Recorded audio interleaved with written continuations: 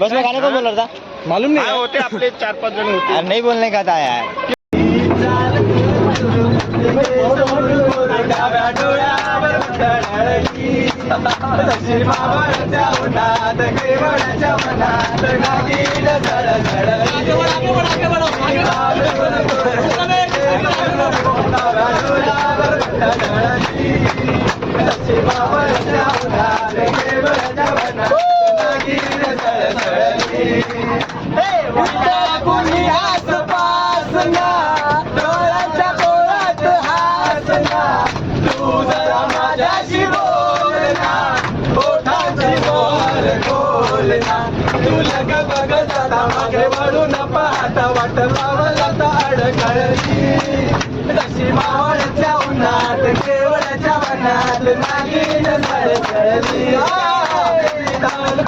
गाने कौन बोल रहा था बस में?